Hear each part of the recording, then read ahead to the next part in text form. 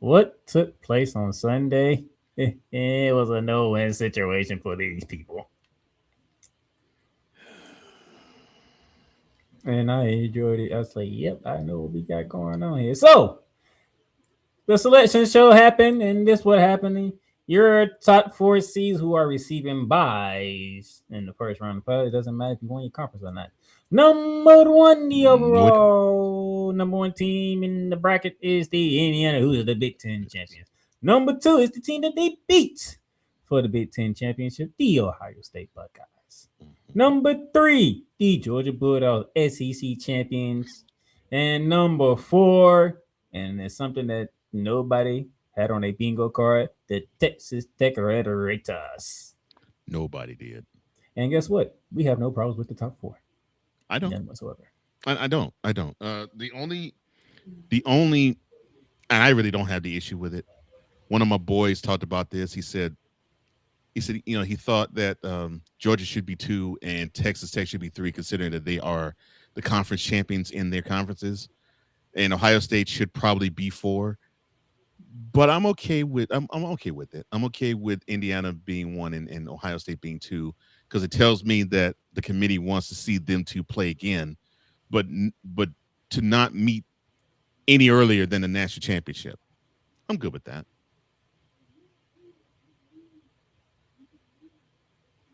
I disagree with your friend. I have no problem with this. I disagree with him too, and I said that to him. I was like, I get what you're saying, but look, Ohio State We're basically not we're number not going one off of we're from not going off of conference champions. We're going no, no, by no, your going yeah, resume. going by resume. And to me, the best resume was Ohio State because they were ranked number one from week two all the way to championship weekend. What? Please show me other than of course Indiana, besides them, but even including them until that game, show me another resume that was better. No one can. So No. I'm with that. I'm with that. And So yeah, I those are your disagree with them too. top four teams. They get buys into the next round. Who will be hosting the first round games? Well, number five is the Oregon Ducks from the Big Ten.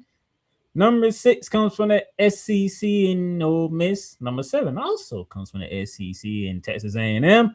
And number eight comes from the SEC in See, the Oklahoma Sooners. so we get 3 games in SEC stadiums. Yep. Mm. And two of them which you can't stand. So Yes, 2 of the 3 I cannot stand. But congratulations to Ole Miss. I'm glad that you were better than the two schools I can't stand. and plus you got your other favorite coach hosting the game too.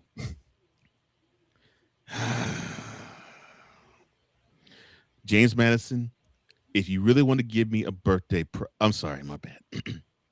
The school that's going to play Oregon, if you're going to give me an early birthday present, beat Oregon down. Please, they ain't happening. Oh, man, you can wish, huh? So Eugene, Oregon, Oxford, Mississippi, College Station, Texas, and Norman, Oklahoma are the host sites. And those four places are not easy to play at either. None of them are. Have fun if you're away team. Speaking of which, who are the away teams?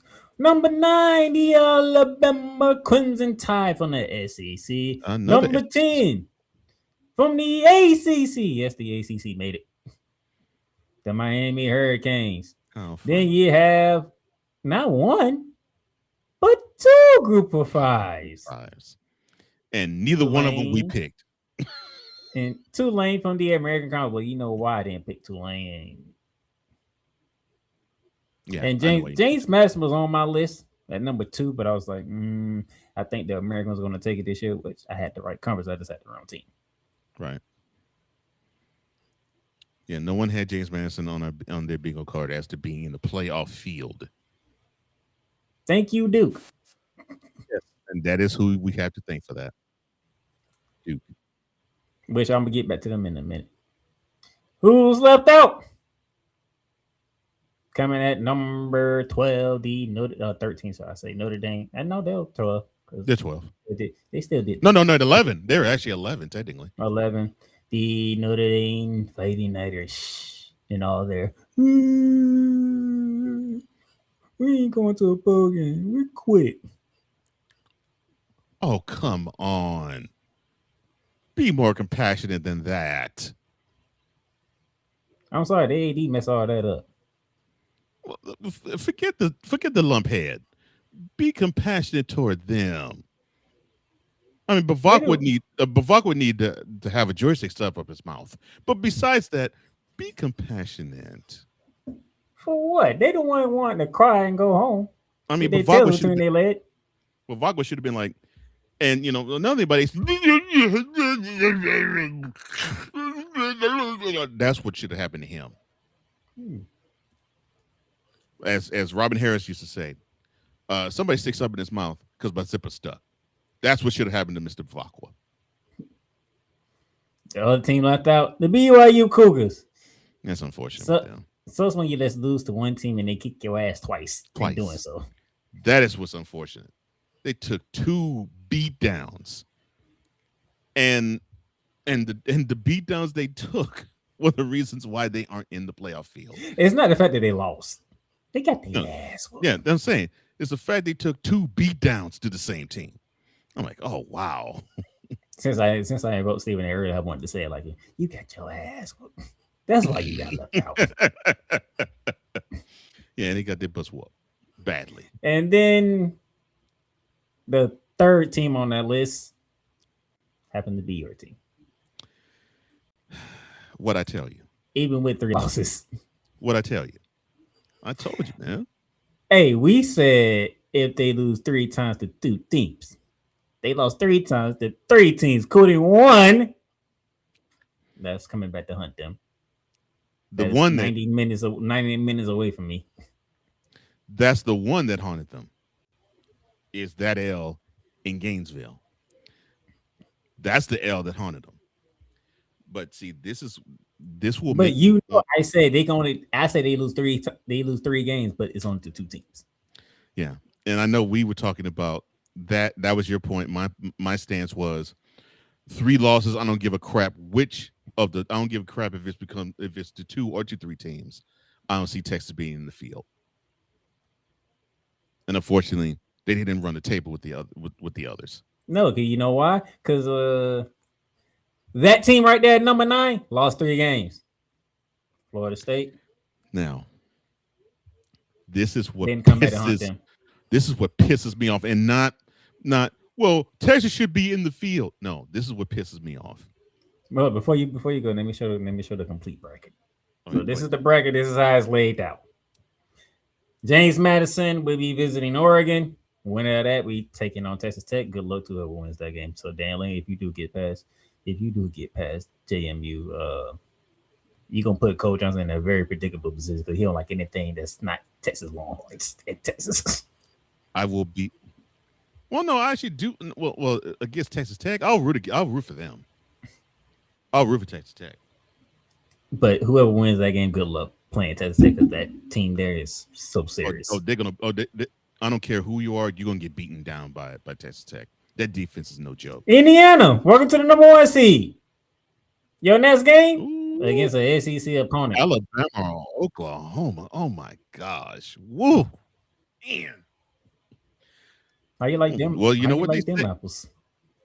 You know what they say. Heavy lies the head that wears the crown. And that nothing was truer in that statement than seeing the winner of Oklahoma, Alabama. Oh my gosh. Georgia, wow. You get to face Tulane, or you get a second rematch with a Lane Kiffin-less Ole Miss team. Well, they have the confidence they can beat Ole Miss, although I'll say this. Ole Miss played the best 45 minutes of their year in Athens. They just didn't have enough for the last 15. And that's unfortunate. And we'll see if Ole Miss has a shot to play them again. And then Ohio State, you get the win of Miami and Texas A&M. I'm gonna say this right now. Um, being the number one and the number two ranked schools this year, Not fun. there were no favors. Not fun, huh? No, there were no favors that were brought to either school. No favors. I mean, look, Miami, even though they're ranked 10th seed, they could beat anybody in this pool. And I mean, we're talking Texas A&M. They were undefeated and ranked number 3 before they went to Austin. So, oh my gosh. So now, Ohio State and Indiana, they're not getting cakewalks. So now, ladies and gentlemen, the moment you have been waiting for, I'm gonna start off with Cole Johnson. Did the committee get it right? No, they didn't get it right. Blind as bats. They didn't get it right. But then again, all you have to do is read it. The committee didn't get it right. Yeah, read it. NCAA, read it. No, the committee didn't get it right. I mean, it's a shame. It's a shame that what we have to deal with in terms of how they choose, because we're now expecting the committee to just crap all over the whole proceedings. They have a set of rules for one team. I said did they get it right? I didn't get to how the process played out. No. I know.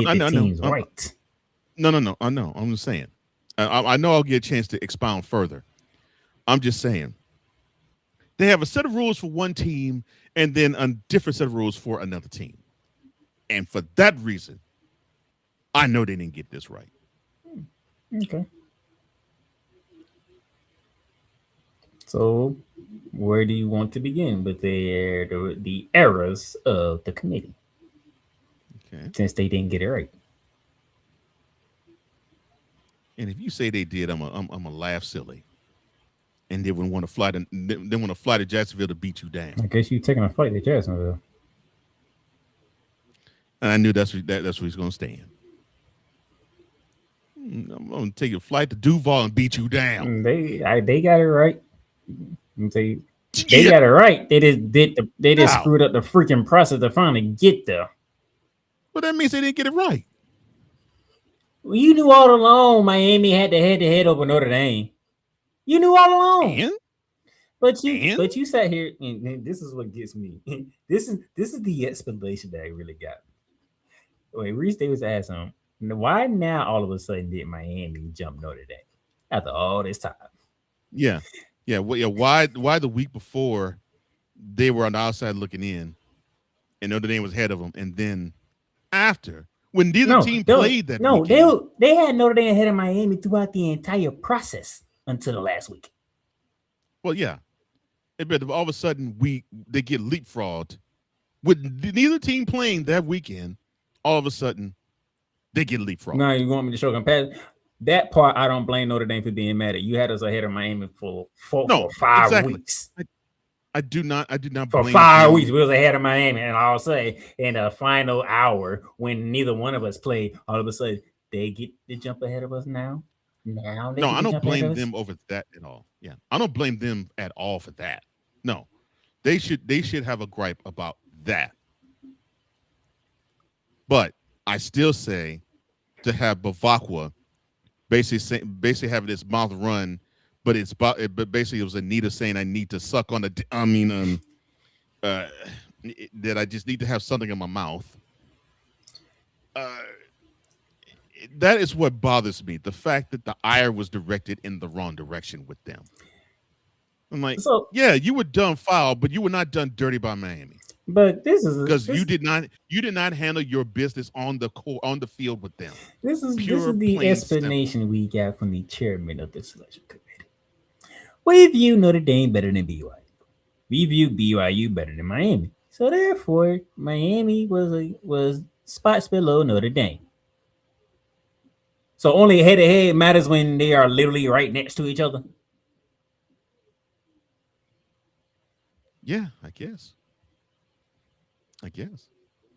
Ah, dumb But that sounds. it sounds extremely stupid. But but but but because of how the committee is, this is why I say they get it wrong, got it wrong.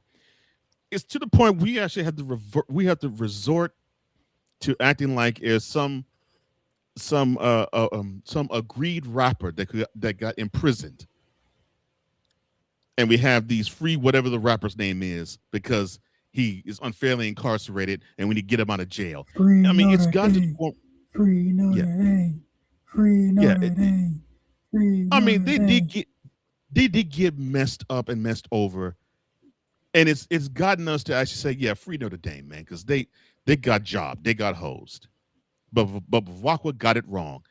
It wasn't Miami. No. It was Alabama. I mean, this is what pisses me off.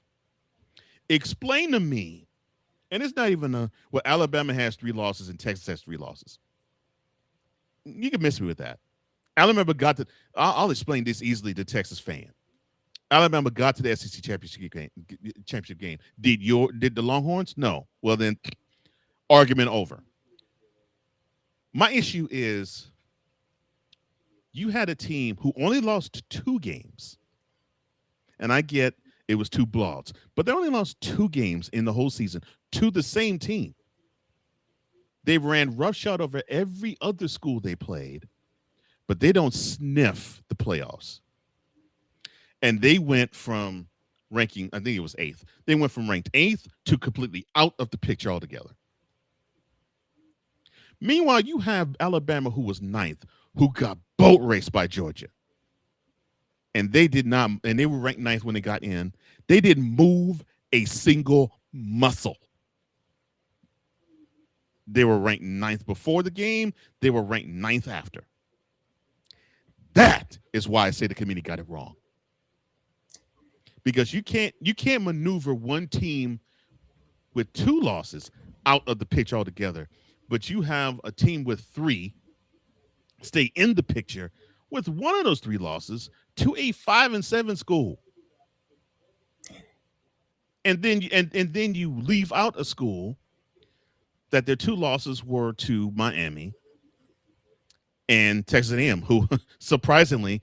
One school is ranked the 10 seed. The other school is ranked the 7 seed.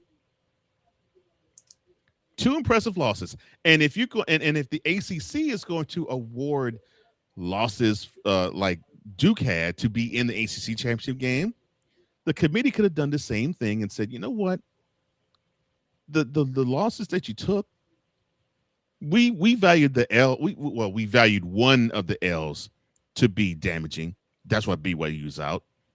But the other L that was damaging with Alabama, that don't matter. It's Alabama. They deserve to still be in the field of 12. Question, sir. What do you do at conference championship week then? In my Because I knew for a blow- fact, I'm like, they ain't gonna take Alabama out. Alabama made a conference championship. Miami nor Notre Dame played in the conference championship. And because of that, and personally, and I mean, I like championship weekend. Personally, because of this, I think they should abolish it altogether. Because you can't punish a team for making their conference championship if they lose. And you can't punish a team for not being able to play in one. Have them in the field if that season were to end before the championship game weekend, and then all of a sudden get dropped out and did not play a down. So the fairest thing is to just obliterate that week altogether, and then you have to put it in. You have to put it in the yellow belt, the yellow bellied and yellow backed hands of the conference commissioners, and have them pick who their rightful champion is going to be. So basically, let's turn per with it. Whoever's on top of the conference at the end of week 13, that's your conference champion. Yeah. And if you have a tie, you go through the tiebreaker. Yeah. Do it just like, yes, exactly. Do it just like the NFL. Yes. We don't have issues there. No, if you got the best record, you got the best record. It is plain and simple. Right. There's no issues there. So, and if you tied, How did the head-to-head matchups go? Oh, you split there. Okay. How did Right. you do in your respective All right. conference? Division record. No, well, if it's in division, how'd you do in your division? Division did then Okay. conference. Yeah. How'd you do in the conference? Then after that, if they're tied there, okay. Common teams, strength, and then I mean it goes all the way down to like the strength of the. Basically, I think one of them is strength of victory, but you have to go like 6 or 7 tiebreaker. Yeah, I know, because that's how Yes, the Rams won the division last that's how year. the Rams won last year. hmm So to me, wipe out the conference championship because unfortunately this year makes the conference championship game have a bad taste in my mouth. You can't have a team in BYU who came into the game with only one loss. And even if Alabama lost the game or won the game, they would have had only 2 losses. So like I said, you can't say to me a team that was lower than you stayed put with more losses, one of them to a whack school, and you fall completely out of the picture altogether. Now, I'm not saying that that the rationale is faulty. I'm not saying of BYU falling out. I'm not saying that's faulty. I'm saying if you're going to do that with BYU should do the same thing with Alabama. The exact same thing. You drop BYU to 12. You drop Alabama to 13. And I think the other thing, And oh, I'm so sorry, you're on the outside looking in again. and I think the other thing that played a part in this, BYU lost to Texas Tech twice. Well, I know they lost to Texas Tech twice, and they got boat raced by them both times. Georgia avenged one of their losses. But the thing is, that loss was a boat race too. I would get if I could explain Alabama's placement in the playoff better if the game was, say, 28-24, Georgia. I was like, well, they played a close game. I can understand that. 28-7. Right? It was 21-0 before they woke up and decided to play. Well, can that game was all Georgia from opening kickoff. Well, can you basically say the same thing that happened in between the edges? And the reason why you went off on Georgia the way that you did after that week? Oh, I still think Georgia wet the bed and crop their pants. I still stand on that. But my problem with Alabama being there is that you got boat race in the SEC championship game, and you lost to a 5-7 Florida State, and it wasn't even a last-second field goal. You got out. They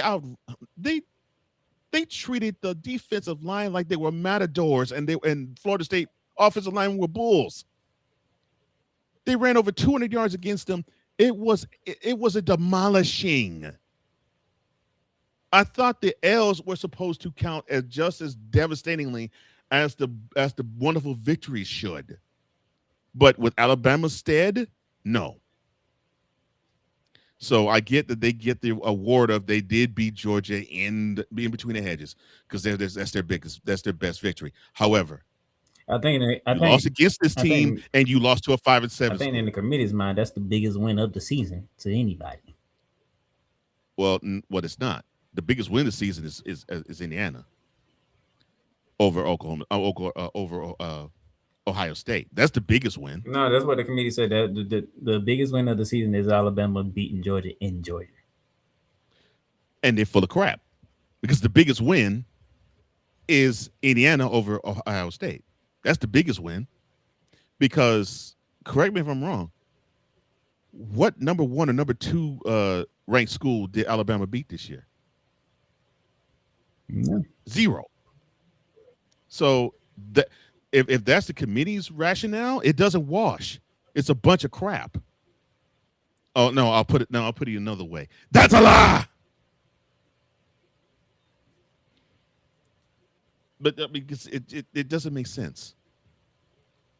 You move BYU out the picture with 2 losses. The second one in the Big 12 championship game, and I get they got boat raced twice by Texas Tech. I get that, but still, resume 2 losses. That's all they have. You move them out the picture altogether. Alabama, gets boat raced in the SEC championship game, just like BYU did in the Big 12 championship game. They don't move a muscle. Bavakwa, that's where you should have your ire directed toward. Tuscaloosa. He ain't gonna win that argument. I don't give a crap. He's gonna win the argument, but if you're gonna make an argument, do it right. I don't think he can make one. Because there's nothing he can say towards Alabama that was gonna help him. Because in every metric that the committee looks at, Alabama's is like fairly ahead of them. And I get that. And yes, I get Alabama played better competition. Alabama has better victories. I get that. Yes. However, if Notre Dame has a gripe, that's where the gripe is, because you can't go at the ACCs and Miami's neck, because you know what they can say to you? What was it? Was it August 31st or September 1st? August 31st. Yeah. August 31st, Coral Gables, Florida. 27-24, or did you forget? That's the comeback for that argument. I mean, what can Bavakwa say after that? I mean, so him coming at the Miami's neck pissed me off. I'm like, no, son, no. Head to head, you took the L. But to me, that is not the L that damaged him. To me, the L that damaged him was the one the following week. But A&M is not the neck they should go after. They only had 2 losses, and they did what they did the rest of the season. But you have a 3-loss Alabama squad that didn't move a muscle in the field at all. But you had a team that only had 2 and was ahead of them, and they moved completely off the board. No, they was ahead of Alabama. Alabama was ahead of them. No. I'm saying BYU. BYU. BYU was behind Alabama. No, it was. BYU was behind Alabama. I thought they were ranked 8th. BYU was behind Alabama before championship week happened. Alabama was ahead of BYU. No. What was the ranks? What was their ranking? I thought they were ranked 8th. No, BYU was not ranked 8th. You might be looking at the AP poll, not the CFP. Okay. Because I could have sworn I thought they were ranked 8th. No. Alabama was ranked ahead of BYU. That's why you ain't hear much from BYU, because BYU already knew their situation when they came to the committee. They already knew their situation. Oh, I get that, but my issue still is you got a 3-loss team. One of them. And one of the losses they took on the chin to was at Tallahassee against a team that, not saying the school is, I'm saying the team was whack. Yeah, but that's what happens when you can beat Georgia on the road. You can beat Vanderbilt. You can beat Tennessee on the road. That's what I'm saying. I get that part of the resume being spectacular. And then then you have the 1 L too. And the L they took to Oklahoma didn't hurt them that much either. That's another thing. The L they took to Georgia didn't hurt them at all. And the L they took to Oklahoma didn't hurt them that much either. That's the difference between this year and last year. And that's the problem. Not the L's to Georgia and Oklahoma. The L to Florida State should have said you don't qualify. You just don't. You have these wonderful victories, but you have this big time glaring L against a program that just isn't cutting the mustard this year. With you, we ain't gonna never have a 12-team playoff with you, because 1 L that's it for you. No, not 1 L. An L against a 5-7 school is. But still, it's like, if that's the case, we won't have a 12-team playoffs. An L against a 5-7 school. They didn't know there was going to be 5-7. That was the first week of the season.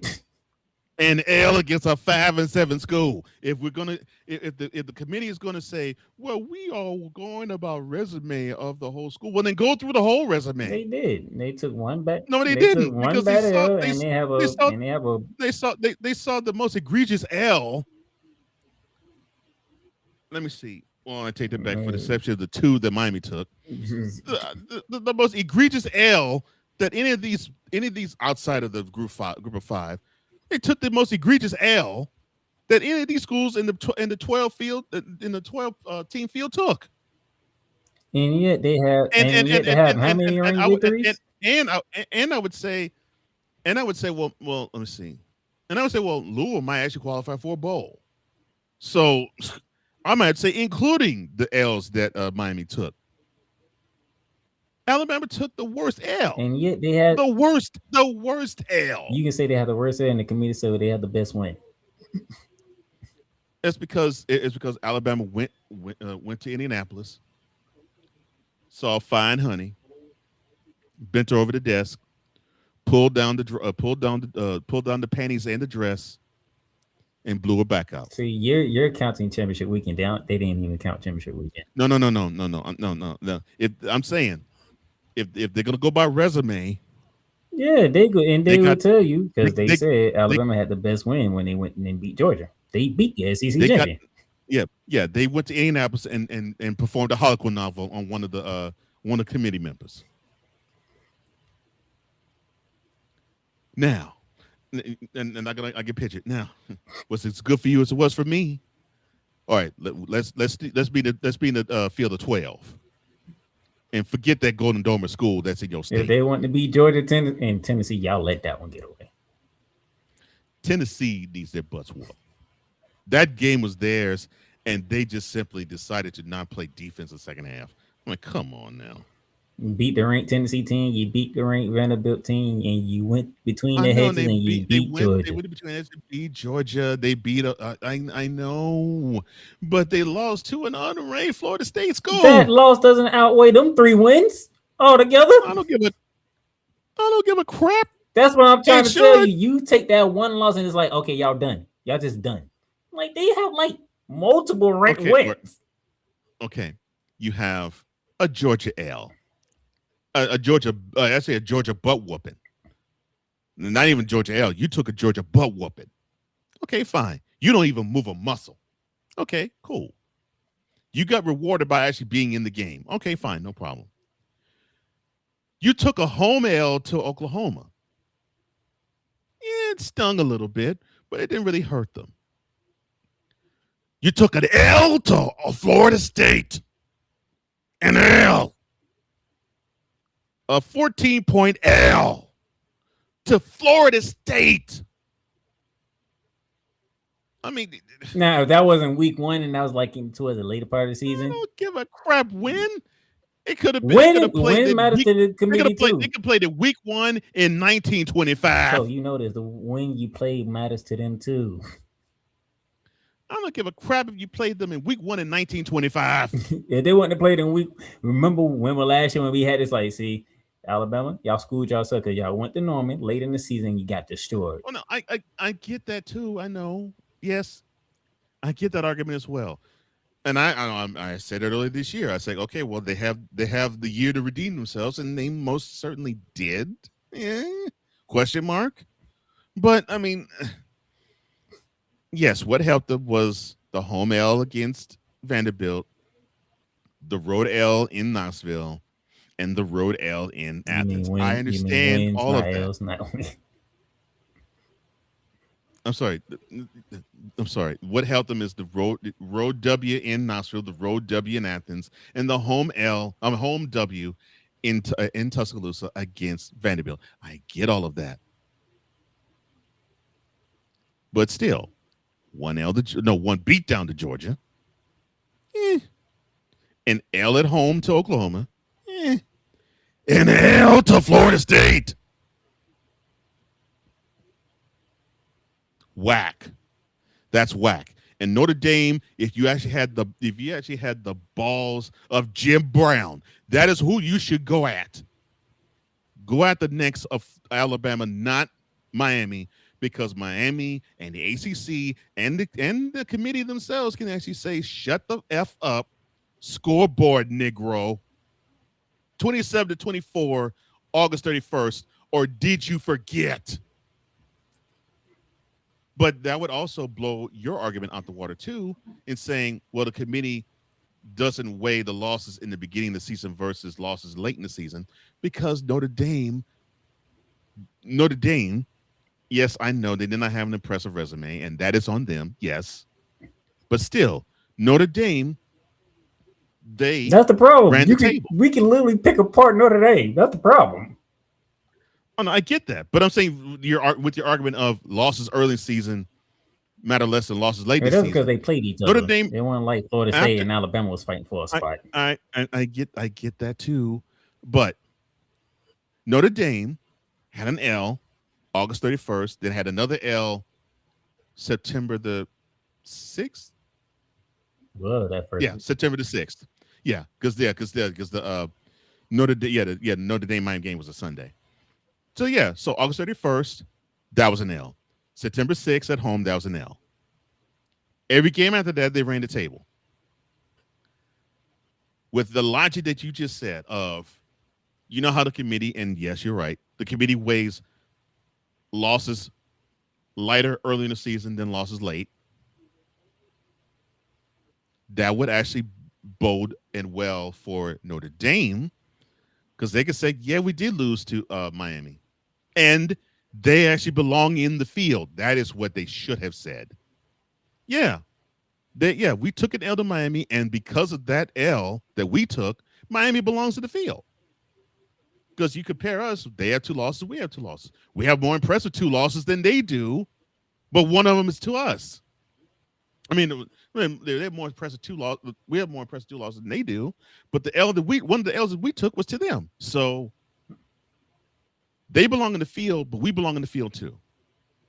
And this is why I go back to say earlier, why don't we just get rid of these cupcake games and let's actually schedule Power 4 versus Power 4? Well, see, but this is the problem with Notre Dame, though. I agree with you, but here's the problem with Notre Dame. They have rivalries against Michigan, Michigan State, Purdue, Navy, Boston College. Used to have one against Miami. Remember the last time they played USC, Stanford. Okay. I mean, remember the last time they played Michigan or Michigan State? Michigan State, I think it's like 3 years ago. I think same thing with Michigan. But they have all of these rivalries. But to me, their hiccup is they got to play 5 ACC schools, and I didn't say this earlier, but this is what I believe. I should think Bavakwa is basically. I hate the fact he went at the necks of Miami. Because I think that's faulty and wrong. But I get why he went after the necks of the ACC. I get why. I think he wants to get out of that contract. I get the feeling he wants to have that same type of contract with the Big Ten. Big Ten ain't going for that. Big Ten, either you in or you out. No. The Big Ten won't. But I think if they can make the pot sweet for one of those 2 big conferences like, we'll give you a pinch of our money, then I think they can position themselves to play 5 games against either Big Ten schools, which would be more in their favor, or the SEC schools.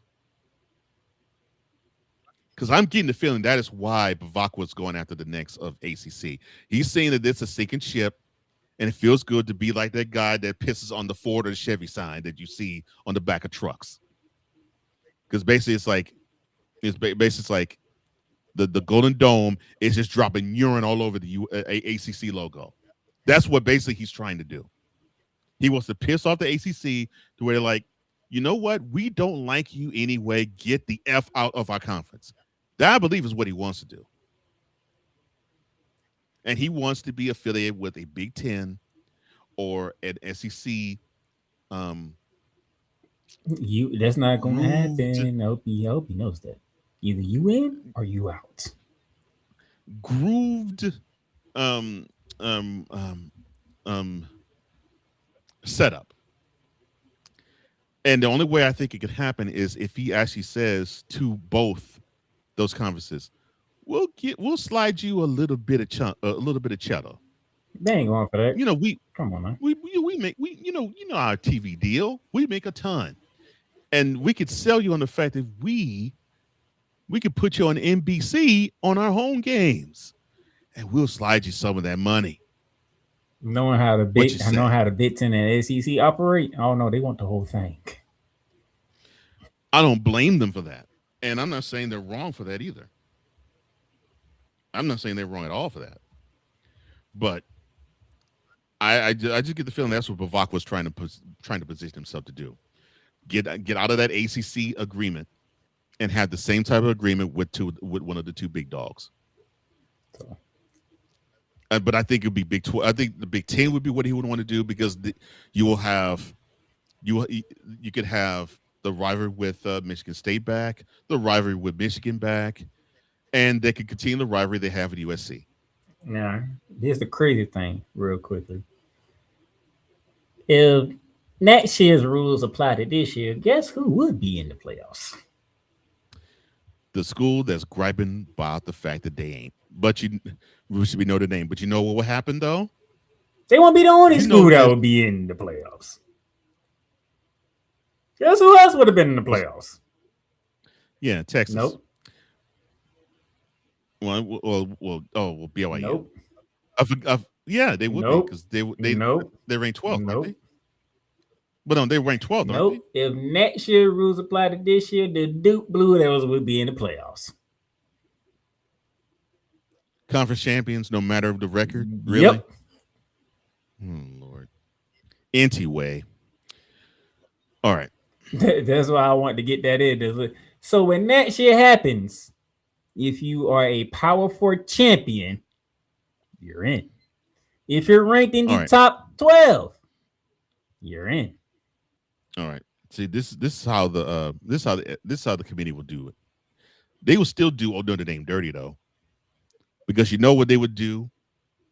They would find a way to put Notre Dame 13th just to teach them a lesson.